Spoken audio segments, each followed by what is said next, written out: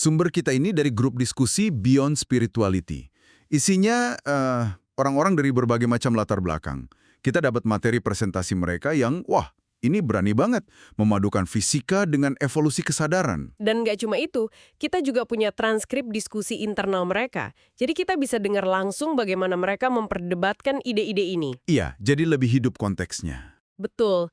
Jadi misi kita hari ini untuk Anda adalah mengupas tuntas kerangka ini. Kita akan telusuri gimana sih sebuah niat itu bisa jadi kenyataan, dan kenapa justru momen krisis itu jadi bagian paling penting. Dan juga perbedaan mendasar antara roh dan jiwa menurut kacamata mereka yang saintifik ini. Iya, kita mulai bongkar. Oke, siap. Slide pembukanya aja udah langsung, bikin mikir. The Science of Spirit, Emergence, Decoherence, and the Life Map.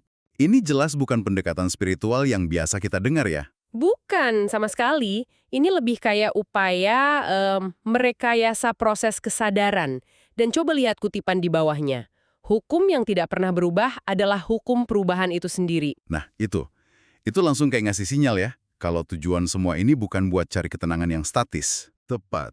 Tapi justru untuk merangkul proses evolusi, proses perubahan yang nggak ada hentinya. Oke, ini menarik. Ilustrasi berikutnya, mereka langsung bangun fondasi, membedakan dua hal yang sering kita anggap sama. Roh atau the spirit, sama jiwa, the soul.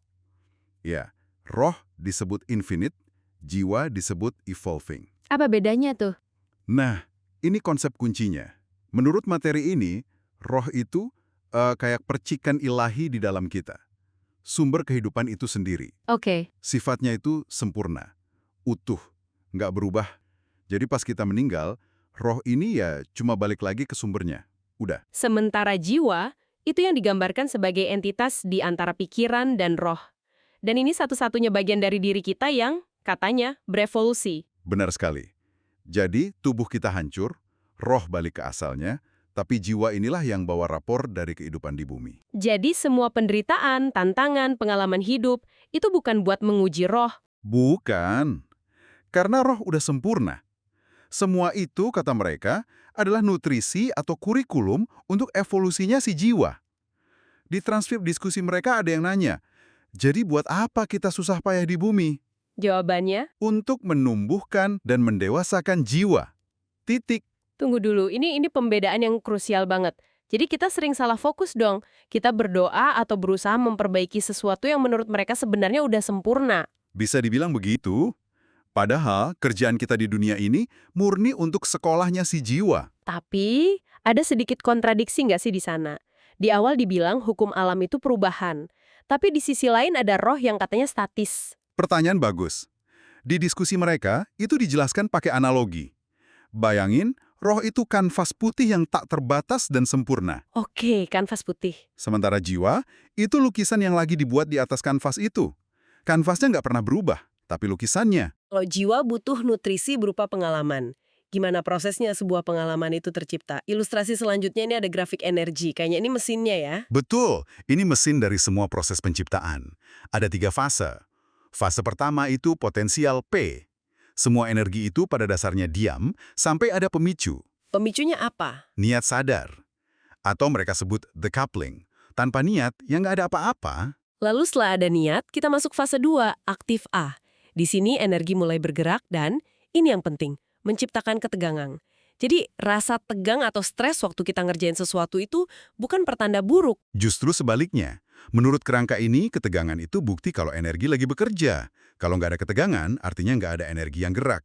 Kita cuma diam di zona nyaman. Atau yang mereka sebut dengan istilah pedas, simetri kebodohan. Hahaha, iya. Lalu ketegangan itu memuncak di fase ketiga, responsif, R, sampai ke titik yang namanya ambang tritis. Kayak balon ditiup sampai maksimal sebelum meledak. Dan momen ledakan inilah yang mereka sebut dengan istilah fisika yang, menarik banget, dekoherensi. Tepat, dekoherensi atau breaking symmetry. Kerusakan simetri. Ini momen di mana tatanan lama kita runtuh. Realitas lama udah nggak berlaku, tapi yang baru belum terbentuk. Fase transisi yang kacau banget ya. Sangat kacau dan seringkali menakutkan. Wow, breaking symmetry. Jadi ini momen di mana semua aturan yang kita kenal tiba-tiba nggak berlaku lagi. Itu kedengerannya Ngeri sekaligus membebaskan. Contoh nyatanya gimana? Paling simpel, waktu kita pindah kerja. Ada fase di mana kita udah resign dari kantor lama, tapi belum mulai di tempat baru. Identitas lama kita runtuh, identitas baru belum jadi. Nah, fase limbo itu dekoherensi. Oke. Di diskusi mereka ada contoh lebih ekstrim. Pas seorang anggota kehilangan pasangan hidupnya. Seluruh tatanan hidupnya hancur. Itu dekoherensi total. Dan kalau niat kita nggak cukup kuat buat mendorong sampai ke titik dekoherensi ini, kita menyerah di tengah jalan. Maka, energinya balik lagi jadi potensial. Niat jadi mimpi lagi. Balik ke titik nol. Evolusi jiwa gagal terjadi. Oke, jadi setelah fase dekoherensi yang kacau, itu apa yang terjadi di dalam kehampaan itu? Di sini materi ini ngenalin konsep emergence, kemunculan. Di slide-nya tertulis, disinilah miracle atau peluang tak terduga muncul. Dan di sini ada salah satu pemikiran paling provokatif dari mereka. Mereka bilang, hasil akhir fisik, entah itu uang, rumah, atau buku yang selesai ditulis, itu cuma residu energi yang membeku. Tunggu, residu energi yang membeku. Dalam banget itu maknanya. Jadi, tujuan kita itu bukan buat dapetin bendanya, tapi buat mengalami transformasi karakter di tengah prosesnya. Tepat sekali. Anda nangkep intinya. Harta sesungguhnya itu perubahan diri. Bendanya itu cuma bonus, residu. Jadi kita sering terpaku sama residunya ya. Dan kita jadi kelewatan keajaiban yang sebenarnya, yaitu proses emergency itu. Betul. Emergence ini bisa berupa koneksi baru, pemahaman baru, transformasi karakter yang nggak pernah kita rencanain. Disinilah kutipan, penderitaan tanpa makna hanyalah penderitaan, jadi relevan banget ya. Maknanya muncul pas kita ngenalin emergence yang lahir dari krisis. Tepat. Luar biasa. Tapi proses ini kan liar banget. Gimana caranya kita nggak tersesat di tengah kekacauan itu? Ada semacam peta atau kompas nggak? Ada. Dan itu membawa kita ke model mereka berikutnya yang disebut The Life Map. Ini bukan tes kepribadian ya, tapi lebih kayak GPS buat navigasi jiwa. Oke, ada 3 sumbu utama, X, Y, dan Z. Sumbu X itu makna hidup, arah tujuan kita. Sumbu Y itu kesadaran, seberapa jernih kita lihat realitas saat ini. Dan sumbu Z itu energi, bahan bakar kita. Lalu, mereka nambahin faktor keempat yang penting banget, S untuk sistem atau lingkungan. Jadi rumusnya, posisi hidup sama dengan X, Y, Z plus S. Dan S ini krusial. Ada golden rule yang mereka tekankan. Sistem yang buruk atau toksik bisa hancurin energi Z dan fisik kita. Tapi nggak bisa hancurin kesadaran Y dan makna hidup X kita, kecuali kita izinkan. Tepat. Contohnya Nelson Mandela. Sistem penjara hancurin energinya selama 27 tahun, tapi makna hidupnya buat bebasin bangsanya malah makin kuat. Mereka juga pakai studi kasus Yesus, profil sempurna dengan skor X, Y, Z maksimal, kalau di sistem yang mendukung jadi manusia optimal, tapi profil yang sama di sistem yang toksik. Jadi seorang martir, sistemnya menghancurkan energinya Z, tapi nggak mampu nyentuh kesadaran Y dan makna hidupnya X. Ini nunjukin betapa dinamisnya posisi kita di peta itu. Oke, kita punya peta. Lalu apa bahan bakar atau nutrisi buat navigasi peta ini? Di sini ada 9 nutrisi jiwa atau gravitasi karakter. Ini semacam sistem check and balance internal. Dibagi 3 kelompok, vertikal ilahi, kebenaran, keindahan, kebaikan, lalu horizontal duniawi, keadilan, kekuatan, kedaulatan. Dan yang ketiga sebagai sintesis penghubung, cinta, belas kasihan, dan pelayanan. Keseimbangan jadi kuncinya ya. Di slide-nya tertulis, terlalu spiritual tanpa keadilan bisa jadi naif. Ini dialektika yang terus-menerus. Betul. Dan ini balik lagi ke studi kasus ayah yang anaknya bandar narkoba tadi.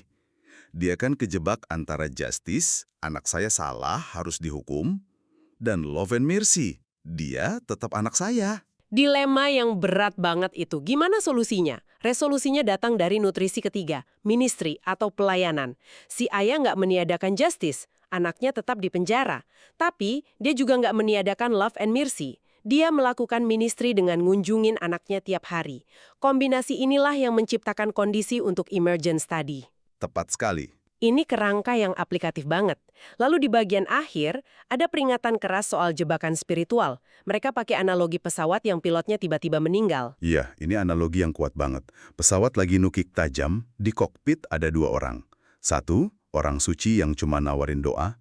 Satu lagi, remaja gamer yang gak religius, tapi Udah ratusan jam main simulator pesawat ini. Wow. Jelas saya pilih anak muda yang punya kompetensi teknis. Ini tamparan keras ya. Keras. Pesannya jelas, dalam krisis, kompetensi teknis ngalahin niat baik doang. Tuhan, kata mereka, bekerja lewat hukum alam dan kompetensi.